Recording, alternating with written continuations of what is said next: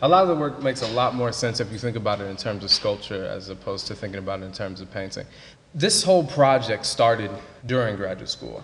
And in graduate school, there's a lot of conversation about painting being dead. But if it is in fact dead, I want to be the person to do the autopsy.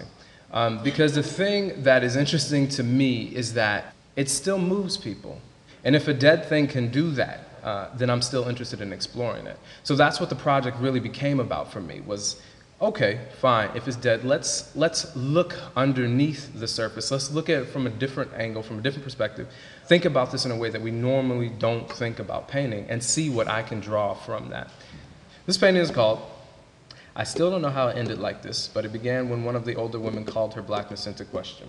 I found this painting of this woman who clearly looked like one of her parents was black.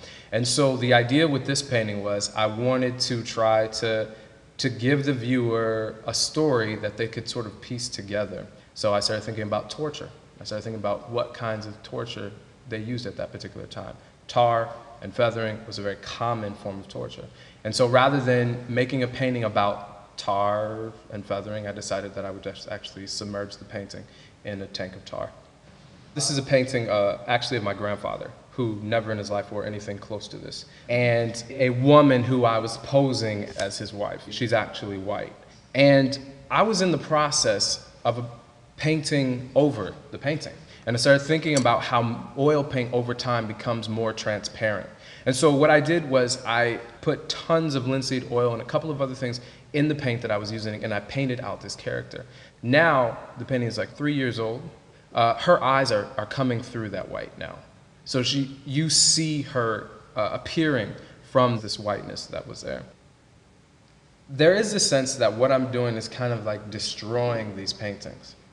But I guess the reality of it is, because I'm making them, me personally, with my hand, I don't have a bunch of assistants, I don't have any assistants, because I am making them, they are made with the intention that they will be altered.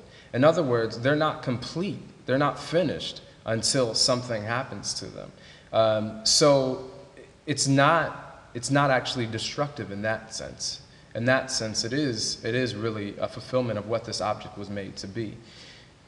That's that. This is a series of paintings that I did called Conversations Between Paintings.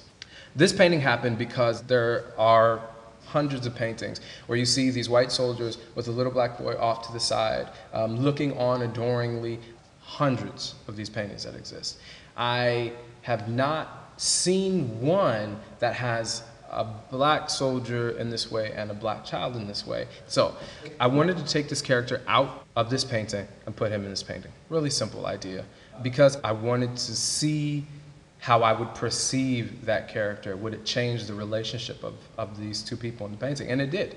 Even though the paintings are from the past, they're definitely talking about things from today. A lot of times what happens is the historical content of that particular painting is just a way of shrouding contemporary content. And so part of this whole project was taking those paintings that were presented to me as the most important ones and sort of reevaluating them, changing the context, mixing things up to see what else I can find in it besides what was being told to me.